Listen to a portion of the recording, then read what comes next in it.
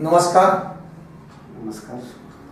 Swaranjali news चॅनलच्या माध्यमातून आपण या ठिकाणी भारतीय स्टेट बँक आणि SBI म्युच्युअल फंड यांच्या बेकायदेशीर व्यवसाय आणि ग्राहक यांच्या सेवांमधील ज्या काही त्रुटी आहेत त्या त्रुटीबाबत निषेध व्यक्त करण्यासाठी उद्या मंगळवार दिनांक 10 डिसेंबर 2024 रोजी धरणे आंदोलन होत आहे.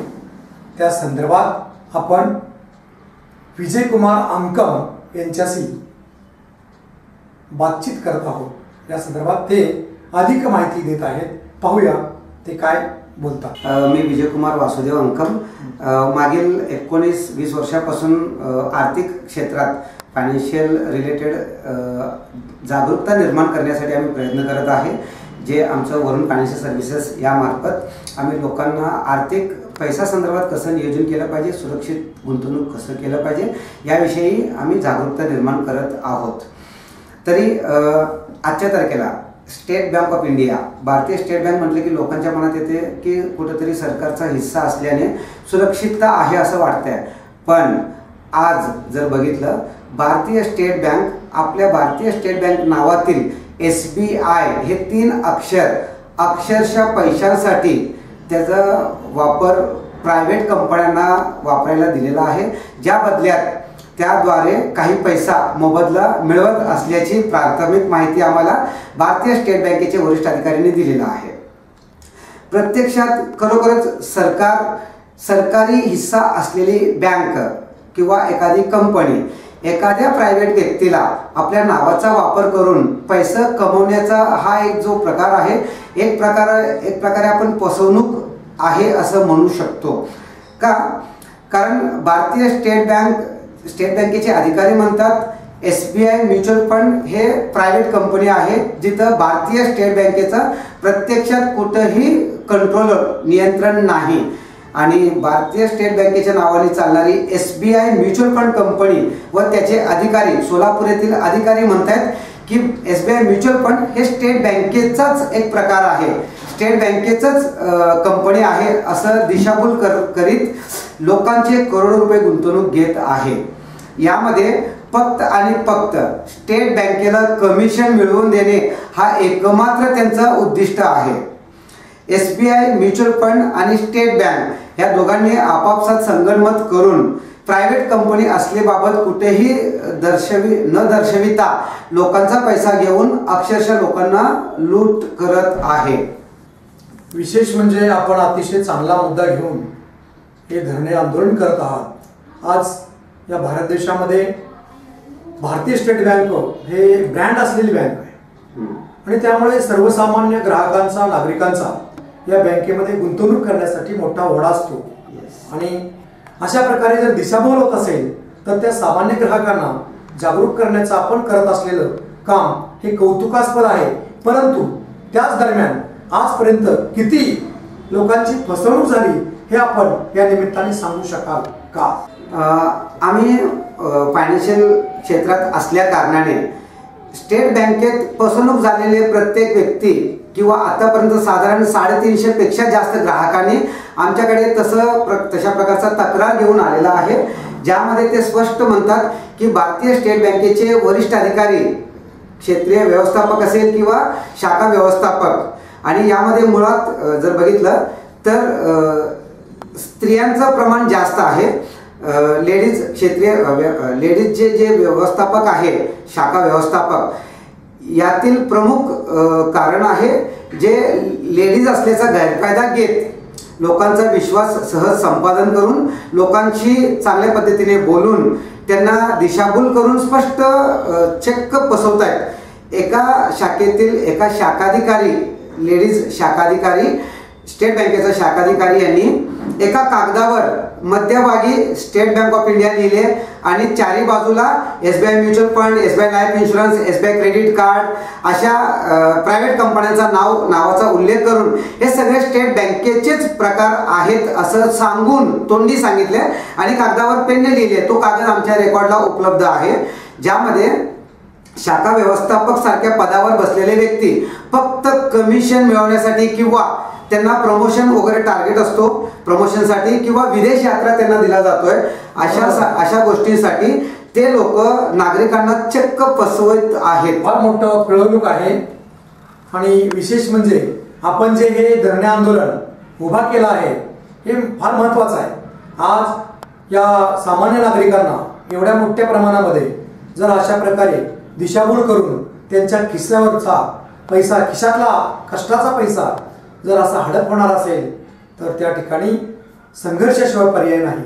आणि म्हणून आपण जे धरणे आंदोलन करत आहात ते कुठं आणि कशा प्रकारे होणार आहे. यामध्ये SBI बँकेत बसलेले अधिकारी SBI म्युच्युअल फंडच्या नावाने करोडो रुपये घेतलेला आहे.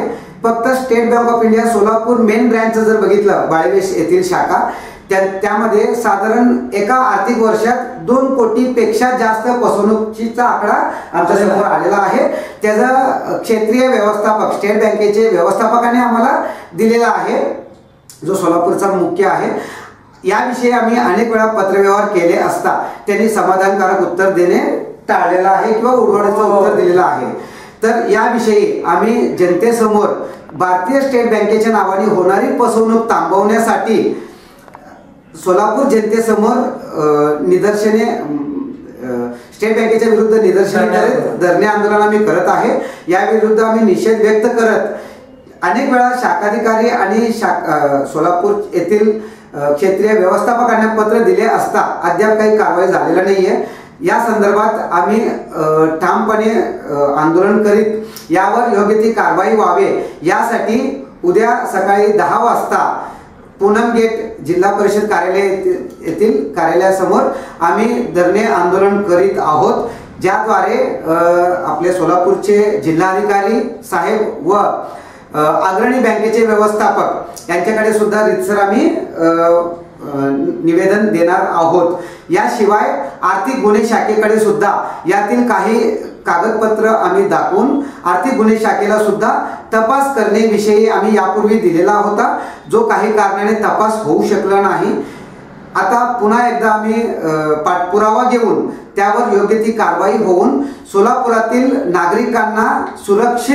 नागरिकांचे पैसा सुरक्षित राहावे यासाठी आम्ही प्रयत्नशील आहोत. याशिवाय ॲक्सिस बँक मध्ये सुद्धा असेच काही इतर ॲक्सिस बँकेशी संबंधित नसलेल्या कंपनीचा कर्मचाऱ्यांना एजंटला बसवून व्यवहार केलेला आहे. ज्यामध्ये सुद्धा काही गुंतवणूकदारांना नुकसान झाल्याचे त्यांनी एजंट कमिशन म्हणून कमी झाल्याचे तक्रार आमच्याकडे आहे. शिवाय HDFC बँक सुद्धा आहे. लेटेस्ट जर बघितला HDFC बँकेतील एक कर्मचारी ही इथं सुद्धा महिला कर्मचारी आहे. महिला कर्मचारीने एका सिनियर सिटीजन व्यक्तीला 3 कोटी रुपयाला फसवल्याचं उदाहरण आहे.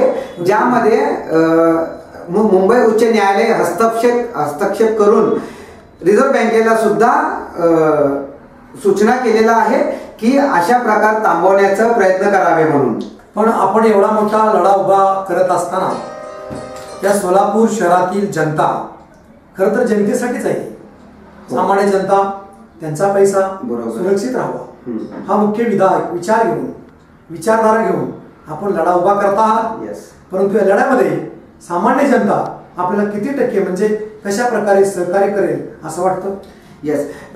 जेव्हा आम्ही 2021च्या आसपास आम्ही सुरुवात केलो होतो लढाई तेव्हा फक्त आणि फक्त काही लोकच मोजकेच होते. पण आजच्या तारखेला 350 पेक्षा जास्त लोकांनी आमच्याकडे तक्रारी दिलेल्या आहेत. ज्यामध्ये ते त्यापैकी काही लोक उद्या हजर असतील. शिवाय काही लोक प्रत्यक्ष RBIच्या पोर्टलवर जाऊन RBIला SBIच्या विरुद्ध तक्रार दिलेला आहे. त्याशिवाय काही लोक IRDAच्या वेबसाईटला जाऊन विमामध्ये कसं फसवणूक करत आहे लोक बँकेतील कर्मचारी हेही त्यांनी तक्रारीत नमूद केलेलं आहे. तर यावेळेस आम्ही एकटं नाहीत. यावेळेस आमच्या सोबत अनेक गुंतवणूकदार ग्राहक आहेत आणि शिवाय नागरिक सुद्धा बहुसंख्येने उपस्थित होत आहे. कारण यामध्ये नागरिकांना अक्षरशः स्टेट बँकेच्या मार्केट यार्ड शाखेने जो टोकन सिस्टीम मध्यंतरी टोकन सिस्टीम चालू केला होता, जो कायद्यात कुठेही तसं सर्क्युलर नव्हतं, तरी भारतीय स्टेट बँक मार्केट यार्ड शाखेने सुद्धा अशा म्हणजे गैरप्रकार त्यांनी सुरू केला होता. तर असे नागरिक सुद्धा ज्यांना त्रास झालेला आहे, असे नागरिक सुद्धा उद्याच्या आंदोलनामध्ये सहभाग घेत आहेत. अतिशय चांगलीच बाब आहे. परंतु या सामान्य जनतेला एवढं state bank, axis bank, HDFC bank हे एवढ्या बँका असताना सुद्धा जर अशा प्रकारे फसवणूक होत असेल, तर सामान्य नागरिकांनी आपली बचत किंवा आपली गुंतवणूक कोणत्या ठिकाणी करावी, कोणत्या ठिकाणी सेफ आहे, याबद्दलही तुम्ही थोडक्यात 2 शब्दामध्ये दिलं तरी बरं होईल. येस, भारतीय स्टेट बँकेत ठेवलेला पैसा फक्त 5 लाखापर्यंतच सुरक्षित आहे, जो विम्या कायद्याखाली. प्रत्यक्षात लोकांचा गैरसमज आहे, भारतीय स्टेट बँकेत करोड रुपये ठेवलं आणि उद्या बँक बुडाली तर गव्हर्नमेंटकडनं तो रिफंड येतो, असं अजिबात नाहीये. ॲज पर आपण SBIच्या वेबसाईटवर जाऊन हा व्हेरीफाय करू शकता. भारतीय स्टेट बँकेचे अधिकृत कार्यालयामार्फत आम्हाला याचं पुष्टी मिळालेला आहे, ज्यामध्ये त्यांनी स्पष्ट नमूद केलेलं आहे की उद्या जर समजा स्टेट बँकेला काही अडचण निर्माण झालं तर त्यांचं कितीही कोटीमध्ये इन्व्हेस्टमेंट असू द्या, FD असू द्या, खात्याला असू द्या, 5 लाख रुपयेपर्यंतच पैसे परत मिळणार आहे. यामध्ये कर्नाटक सरकारने काही दिवसापूर्वी कर्नाटक सरकारचा स्टेट बँकेने असंच प्रकारचा फसवणूक करण्याचा प्रयत्न केला होता, जो एका कर्मचारीवर आधारित होता. कर्नाटक सरकारने भारतीय स्टेट बँकेतील असलेले सर्व खाती बंद करा, भारतीय स्टेट बँकेतील सर्व डिपॉझिट्स काढून घ्या, असं सर्व कर्नाटक सरकारच्या अंतर्गत चालणाऱ्या महानगरपालिका, जिल्हा परिषद, पंचायत कार्यालय सर्वांना आदेश दिलेला होता. पण यावर खूप मोठा परिणाम होऊन स्टेट बँक अडचणीत येण्याची शक्यता होता. म्हणून लगेच स्टेट बँकेतील अधिकाऱ्यांनी ताबडतोब कारवाई केली, जागृती केली. 22 कोटी रुपयाचा त्यांचा जो सेटअप होता तो क्लिअर केले. म्हणून तात्पुरता कर्नाटक सरकारने त्यांचा हा जो सर्क्युलर होता तो मागे घेतलेला आहे. म्हणजे आता सोलापुरात सुद्धा कुठंतरी सर्व नागरिकांनी आपले खाते स्टेट बँकेत बंद केल्यावर हे जागा होण्याची शक्यता नाकारता येत नाही. म्हणून उद्याच्या आंदोलनामध्ये आम्ही प्रामुख्याने आमचे मित्र परिवारातील जे काही खाते आहे स्टेट बँकेतील ते सर्व खाते आम्ही बंद करणार आहोत. फारच चांगल्या प्रकारची जागृती सामान्य ग्राहकाची आपल्या माध्यमातून होत असताना सामान्य नागरिकांनी त्यांच्याकडे असणारी बचत किंवा त्यांच्याकडे येणारा जो पैसा आहे गुंतवणूक म्हणून, समजा एखाद्याकडे 10 लाख असतील, 15 लाख असतील, तर ते सेफ भविष्यामध्ये ते पैसे सेफ राहावेत, प्लस त्यांना त्या ठिकाणी व्याज पण मिळावं. तर असं कोणाला सामान्य नागरिकांना कोणत्या ठिकाणी गुंतवणूक सेफ आहे हे आम्हाला थोडक्यात आपण सांगावं. येस, अनेक नागरिक किंवा खातेदार किंवा गुंतवणूकदार बँकेतील एखादा शाखा व्यवस्थापक सांगतोय या एकमात्र कारणाने गुंतवणूक करतात. नेमकं कधीच ते अभ्यास करत नाही नेमकं काय आहे ते, कितपत सुरक्षित आहे. आणि शाखा व्यवस्थापक आपल्यासाठी सांगतोय की स्वतःच्या प्रमोशनसाठी तो रिकमेंड करतोय हे आपण कधी विचारत नाही. त्याचा अनेक शाखा व्यवस्थापकाने गैरफायदा घेतलेला आहे. तर माझं सोलापुरातील नागरिकांना विनंती आहे, भारतातील सगळ्यांना माझी विनंती आहे, गुंतवणूक करताना एका ठिकाणी एका बँकेत कधीही गुंतवणूक केली नसावा, करू नये. 100 रुपये जरी असेल तर त्यातली काही रक्कम शेअर मार्केटमध्ये किंवा जोखीम आपापल्या पद्धतीने घ्यावा. काही रक्कम म्युच्युअल फंड्स, काही रक्कम गोल्डमध्ये, काही रक्कम रिअल इस्टेटमध्ये आणि काही रक्कम इमर्जन्सी फंड्स म्हणून बँकेच्या FD मध्ये किंवा सेव्हिंग अकाउंटला किंवा करंट अकाउंटला ठेवू शकता. म्हणजे एका ठिकाणी गुंतवणूक करणे कधीही जोखमीचं आहे. त्यामुळे किमान 4-5 ठिकाणी 4-5 ॲसेट क्लासमध्ये गुंतवणूक केलेला हा सुरक्षित गुंतवणूक मानला जाऊ शकते. अगदी बरोबर. तर सामान्य नागरिकांना हे काहीच माहीत नसतं. कुणी शाखा व्यवस्थापकांनी सांगितलं म्हणून ते करतात, हे अगदी रास्त आहे. आणि त्यासाठी आपण होणारी सामान्य नागरिक, सामान्य जनता यांचा पैसा सुरक्षित राहायला पाहिजे, यासाठी उचललेलं हे पाऊल, यासाठी उचललेली ही मोहीम अशीच पुढे पुढे जात राहो असं या ठिकाणी सांगतो. आणि आपल्याला एक उद्याच्या या आंदोलनाविषयी सोलापूरकरांना आपण कोणतं एक आवाहन करू इच्छिता थोडक्यात. भारतीय स्टेट बँकेत अलीकडे सगळ्या गोष्टी ऑनलाईन करत आहे. स्टेट बँक किंवा रिझर्व्ह बँक म्हणतोय की कोणालाही OTP देऊ नका. भारतीय स्टेट बँकेत बसलेला शाखा व्यवस्थापक इन्शुरन्स किंवा म्युच्युअल फंडमध्ये गुंतवणूक करताना ग्राहकाकडनं सर्रास बिनधास्तपणे OTP घेत आहे, फक्त कमिशनसाठी. RBIच्या नियमांचा हा उल्लंघन आहे. तर नागरिकांनी सुरक्षित गुंतवणूक करता यावा यासाठी आम्ही दर महिन्याला जो मार्गदर्शन शिबिर आयोजन करतोय त्यात सहभाग व्हावे आणि आपले स्टेट बँकेच्या विरुद्ध ज्या काही अडचणी असतील ते मांडण्यासाठी उद्या सकाळी जिल्हाधिकारी कार्यालय पूनम गेट येथे उपस्थित राहावे अशी मी सर्वांना आवाहन करतोय.